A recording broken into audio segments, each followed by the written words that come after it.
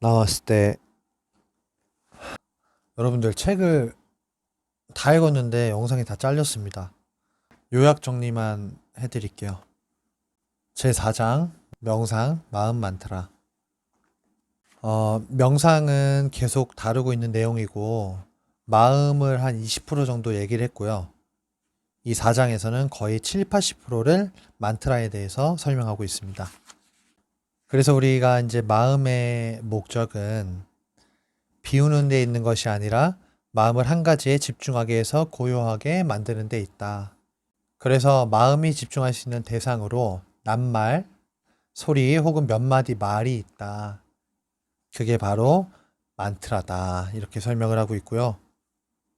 그리고 집중력은 명상의 필수 조건이라고 말하고 있어요.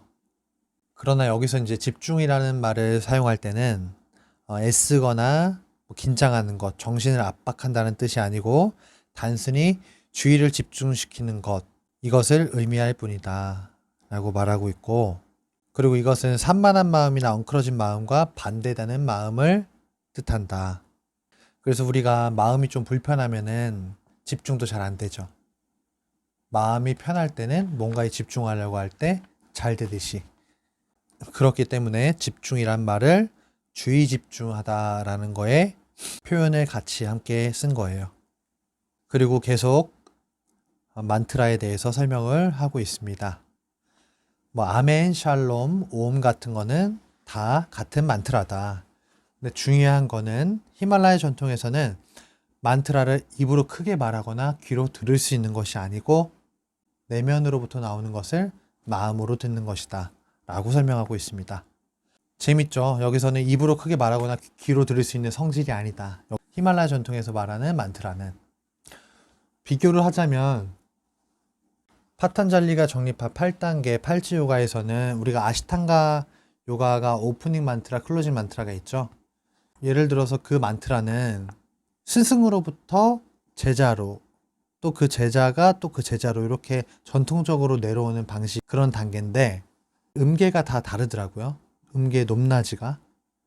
뭐 예를 들어서 저는 그 파타비 조이스의 음성을 듣고 배웠기 때문에 반데 구루남 자라나나 빈데 산다르시타 스와투마 수카 바보데 니쉐레아세 장갈리카 야마네 뭐 이런 식으로 가는데, 뭐 우리나라의 유명한 요가 선생님들이 하는 오프닝 만트라를 들어보면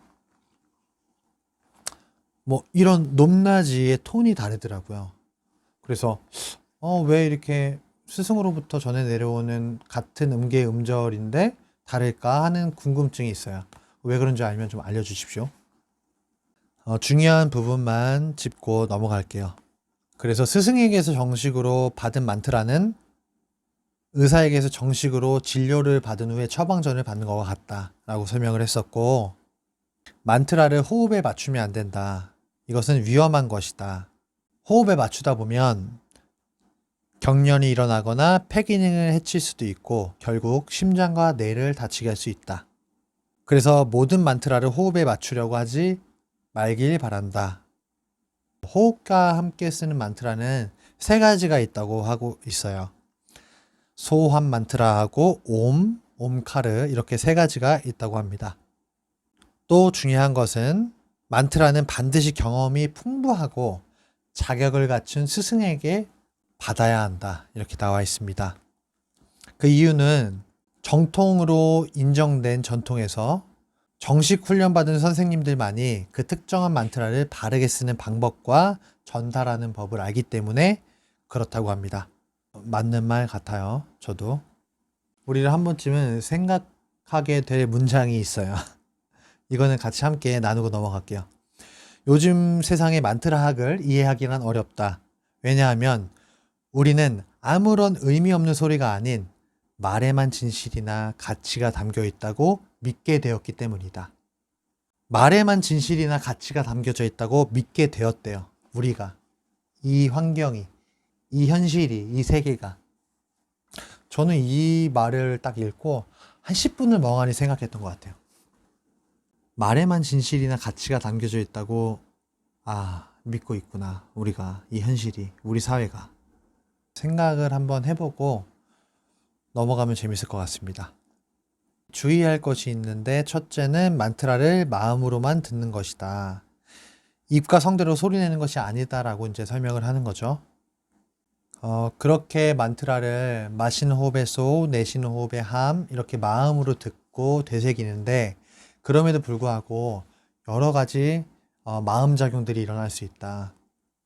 나는 소함을 집중하면서 호흡을 고요하게 가다듬고 있는데 다른 생각이 일어난다거나 아니면 뭐 배가 고파서 음식에 가 있다든가 아니면 뭐 주변 환경의 영향으로 다른 데 가 있다든가 뭐 그럴 수 있는데 작용들이 일어나는 것마저도 어떤 것도 판단하지 말고 그냥 흐르도록 내버려 둬라. 그냥 소함 만트라에 내 마음을 집중시켜 봐라. 그러다 보면 나의 의식이 내 몸 안으로 오고 평온함과 고요함을 가지게 해줄 것이다. 라고 책에서는 설명하고 있습니다. 그리고 만트라는 어떤 종교도 아니다라고 말하고 있고요. 소함도 어떤 종교에도 속해져 있지 않고 그저 마음을 고요하게 하고 집중하게 해주는 순수한 음향 기술일 뿐이다 라고 표현하고 있어요. 그래서 이제 요약을 하자면 명상 기술은 아주 간단하다. 조용히 앉아서 숨을 고르게 하고 마음을 가라앉혀서 고요하게 하라. 내면으로부터 떠오르는 만트라에 정신을 집중하고 마음이 산만하게 흩어질 때마다 다시 만트라로 돌아오도록 하라. 이렇게 설명을 하고 있어요. 그리고 또 어떤 분들은 명상하시는 분들 중에 이런 분들 계시죠. 막 환상이나 빛 혹은 막 색깔이 있는 무언가가 막 느껴진다. 막 미간에서 막 뭐 색깔이 보이고 막 불이 보이고 막 그러시면서 무언가를 막 느끼고 놀라운 경험을 했다. 이렇게 막 하시는 분들이 계시죠. 근데 그런다고 명상이 발전되고 향상되는 것은 아니다. 그 명상이 향상되는 단순한 진리는 고요함이 깊어지는 것이므로 극적인 현상은 필요하지 않다고 설명하고 있습니다. 제 주위에도 이제 그런 분이 계세요. 나는 봤어. 나는 지금 내 뒤로 큰 뭐 무언가가 있고 막 미간에서는 뭐 아주 색깔이 보이고 막 그런 분들 많이 계시거든요. 이제 그것을 이제 깊은 의식 상태에서 체험하는 경험으로 오해를 하면 안 된다. 라고 이제 설명이 되게 자세하게 나와 있어요. 그래서 명상은 사람으로 하여금 그 마음의 능력, 기억, 집중력, 감정, 판단력, 직관력 등의 모든 가능성을 완전히 알고 이해할 수 있게 해준다. 조급한 마음이나 게으름 때문에 수행을 포기하지 말라. 수행을 계속한다면 꾸준하게 발전하는 당신을 만날 수 있을 것이다. 오늘은 여기까지 하겠습니다.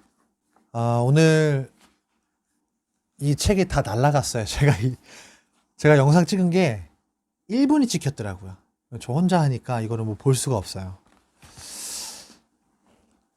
이런 문진희 선생님이 주의 집중에 대해서 설명했던 게 기억이 나네요.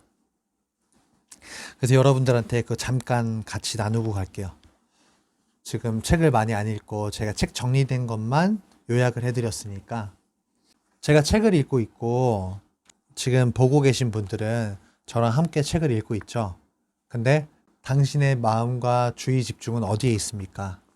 저랑 책을 읽고 제가 읽어드리고 듣는 것만으로도 저한테 다 집중을 하고 있나요? 혹시나 배가 고파서 내 주의가 주방에 있는 것은 아닌지, 고깃집에 있는 것은 아닌지, 내가 좋아하는 남자친구가 연락이 안 돼서 그 남자친구를 걱정하기 위해서 내 마음은 그 남자친구한테 가 있는 게 아닌지, 그리고 또 결혼을 했지만 사랑하는 사람은 따로 있든지, 그렇게 이제 예를 들었기 때문에 제가 이제 이런 표현을 하는 겁니다. 기억에 남아서. 그러면 저는 그 사람과 살고 있는 게 아니죠. 주의 집중은 그런 겁니다. 제가 결혼을 해서 이 사람과 살고 있는데 내 마음속에 사랑하는 사람은 다른 곳에 있는 거예요. 그러면은 나는 이 사람과 살고 있는 게 아니죠.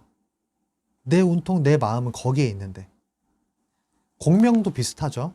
우리가 극단적으로 표현해서는 우리가 핸드폰으로 미국하고 통화하는 거랑 비슷한 거예요. 뭐 이해하실 거라고 깊게 제가 설명을 안 하겠습니다. 그렇기 때문에 온전히 24시간 중 12시간에 내가 깨어있는 순간에 내 마음은 어디에 있는가? 내 주의 집중은 어디에 있는가? 내가 공부를 하고 있고, 내가 사랑하는 사람과 대화를 하고 있고, 지금 나는 영상 촬영을 하고 있는데, 내 머릿속은 다른 데가 있는가? 내 마음은 어디에 있지? 지금 예를 든 거예요. 난 지금 책을 읽고 영상을 촬영하고 있는데, 제가 좋아하는 사람이 있어요. 그럼 그 좋아하는 사람을 계속 생각하고 있으면 나는 여기에 주의를 집중하고 있지 않은 거죠. 마음이 다른 데 있는 것을 자꾸 내 안으로 데려오는 그 연습을 하는 겁니다. 그것을 명상이라고 표현을 하기도 해요. 눈을 감고 다른 데 있는 나의 마음들, 그리고 다른 데 있는 어딘가에 있을지 모르는 내 주의 집중들, 내 주의가 어디에 있지? 마음을 살피고 주의들을 내 안으로 가져 들어오는 것. 9개의 문이라고 표현을 해요. 우리가 두 눈, 두 귀, 두 코와 입, 그리고 두 가지의 생식기. 그래서 그 중요한 이 눈과 눈 사이에 이 마음의 문, 이 지혜의 문, 제3의 눈이라고 하는 이곳으로 내 주의를 가져오는 것. 계속 문을 두드린다고 표현을 하셨어요. 두드려라, 열릴 것이다. 그래서 내가 음식을 하건 엄마가 해주면 맛있다 그러잖아요. 모든 사랑이 다 들어가 있어서 온전히 내 자식을 해주겠다는 마음으로 부모는 여기에 내 모든 주의 집중을 다 하고 있는 거예요. 여기에 다 들어가 있는 거죠. 그것마저도. 차를 우려주는 팽주도 똑같아요. 내가 차를 우리고 있으면 뭐예요? 내 마음은 다른 데가 있는데 그것을 자꾸 데려오라는 거죠. 그래서 이렇게 표현을 하고 이해를 하면 쉬울 수 있어요. 학교에 가서 두 아이가 공부를 해요. 똑같이 앉아있는 시간이 같고 똑같이 주입식 교육을 해요. 똑같이 책을 보고. 근데 어떤 한 아이는 성적이 굉장히 좋고 다른 한 아이는 성적이 나빠. 똑같은 시간 앉아있는데. 그래서 성적 잘 나온 아이한테 물어봤대요. 너는 학원을 다녀서 공부를 잘하는 거야? 아니면 집에 가서도 공부를 해? 뭐라고 대답할 건지 아시죠? 제가 그냥 수업 시간에 선생님이 말씀해 주시는 거 열심히 잘 들었습니다. 그런 거를 봤을 때 이 한 아이는 다른 여러 가지의 흐트러진 마음들을 내가 공부하고 그 수업 시간에 온전히 주의 집중을 했었던 거죠. 근데 다른 성적이 안 나왔던 그 학생은 책은 보고 있지만 내가 이 교실에 이 책상에 앉아 있지만 그 주의는 다른 데 가 있던 거예요. 그렇게 이해를 하시면 편하죠. 그래서 한 번쯤은 생각해 볼 필요가 있고, 그리고 아이를 키우시는 부모님들도 아이들한테 어떤 그런 연결성을 갖고 대해주고 대화를 나누고 그러다 보면 훨씬 도움이 될 거라고 생각합니다. 여러분들도 한번 해보세요. 내가 깨어있는 그 12시간이 내 주의가 어디로 많이 가 있는지, 그리고 그때마다 내가 집중해서 내가 하는 일에 집중을 하기 위해서 내 주의를 다시 데리고 오는, 내 마음으로 내 문을 두드리는 그런 노력을 하시다 보면 집중력도 더 좋아지고, 그게 명상이니까요. 네, 한번 그렇게 해보시면 도움이 되지 않을까. 오늘은 책 읽은 거가 다 날아갔기 때문에 제가 그런 조금 책에 없는 내용들을 함께 같이 나눠봤습니다. 오늘은 여기까지 하겠습니다. 나중에 책 읽고 제가 유튜브에 올려놓을게요. 나마스테 하리옴 따싸. 수고하셨습니다. 오늘 하얀 세상에 평안하고 평온한 하루 보내시길 바랍니다.